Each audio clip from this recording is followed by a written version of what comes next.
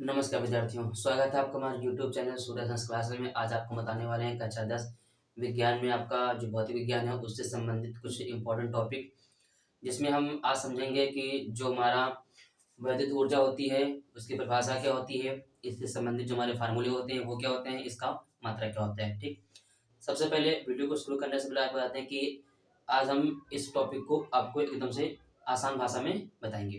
ठीक, सबसे पहले इसकी हमारी परिभाषा क्या होती है, तो यहाँ लिखेंगे परिभाषा।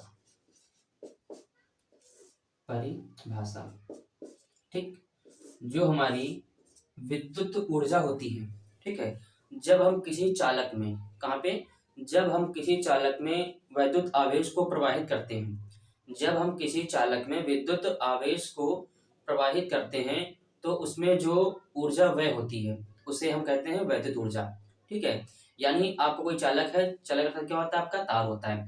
जब हम किसी चालक में आवेश को प्रवाहित करते हैं तो उसमें ऊर्जा व्यय होती है। जो ऊर्जा व्यय होती है यानी खर्च होती है, उसी ऊर्जा को हम वैद्युत ऊर्जा के नाम से जानते हैं। ठीक, अब इसकी परिभाषा क्या लिखेंगे,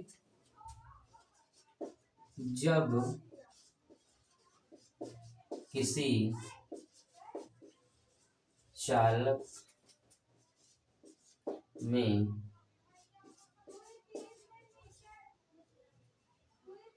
किसी चालक में वैद्युत आवेश को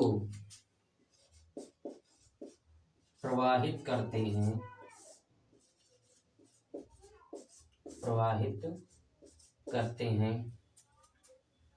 तो चालक में ऊर्जा वे, जिसे हम खर्च भी कह सकते हैं, खर्च होती है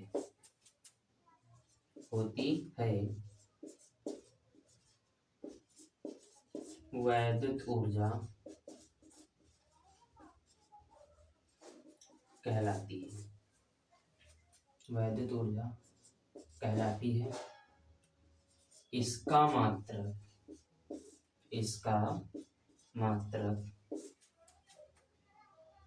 मात्रक होता है जूल। इसे W से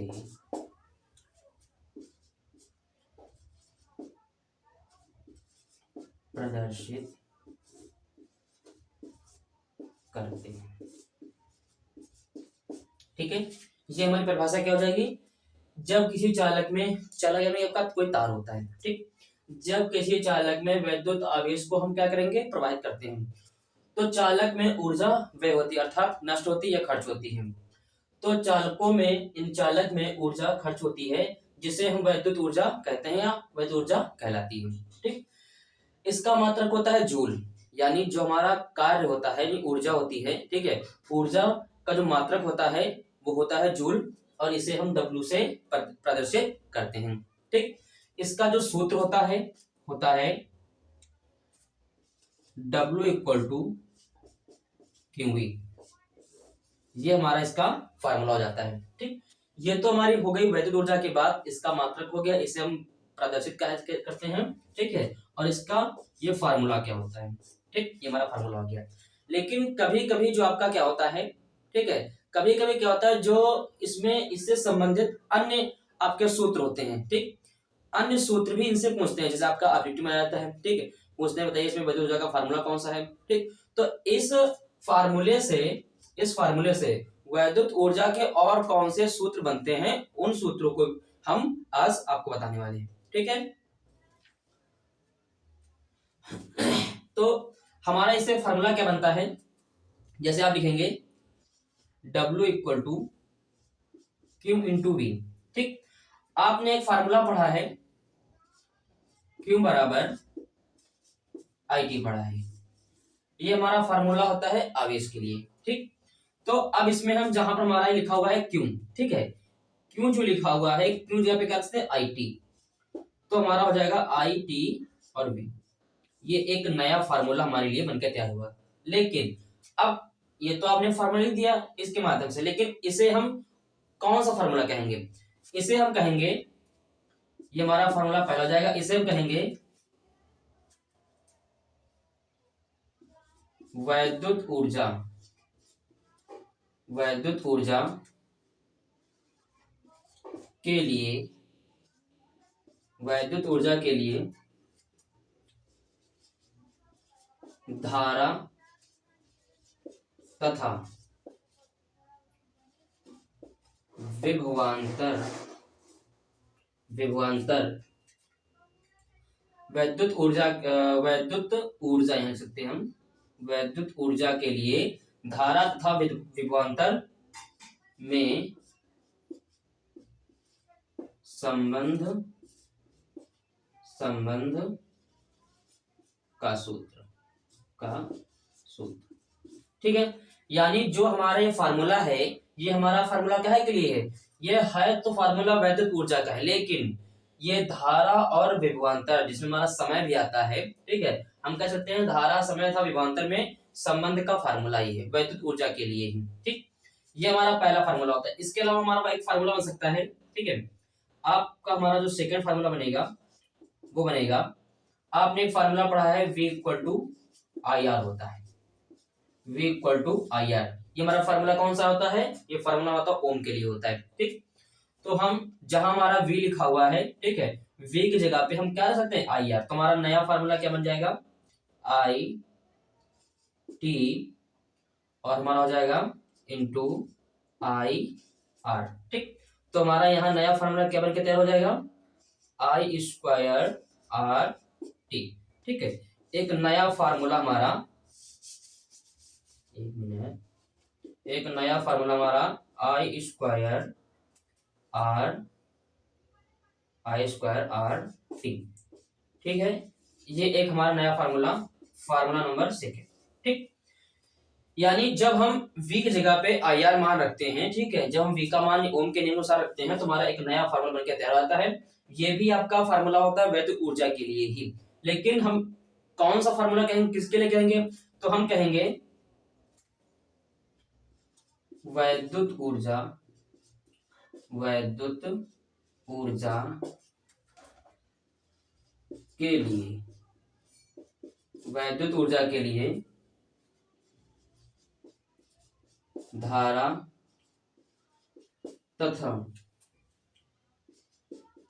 प्रतिरोध, धारा तथा प्रतिरोध में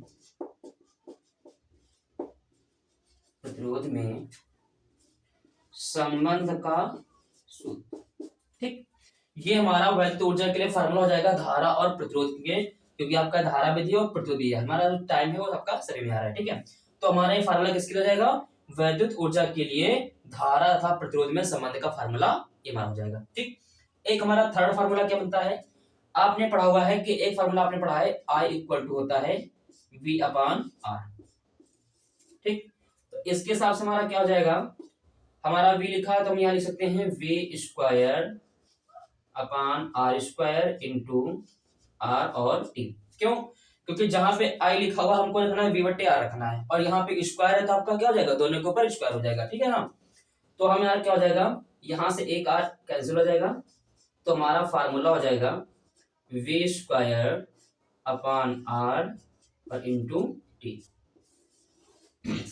एक तीसरा फार्मूला हमारा बन के तैयार हो गया, ठीक है ना। तो इसे हम कौन सा कहेंगे? वैद्युत ऊर्जा के लिए ही बोलेंगे, ठीक। लेकिन हमारा संबंध किसका हो जाएगा? यहाँ लिख सकते हैं वैद्युत ऊर्जा के लिए विभवांतर, क्या हो जाएगा? विभवांतर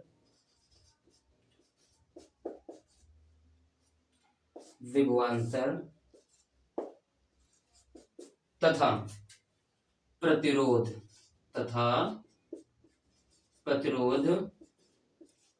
में संबंध का सूत्र हो जाएगा, ठीक है ना। तो ये हमारे 3 फार्मूले हो गए। हमारा मेन फार्मूला क्या होता है? W = QV होता है। इसका मतलब क्या होता है इसका मात्रक हमारा होता है जूल, या इसका ही फॉर्मूला हो जाएगा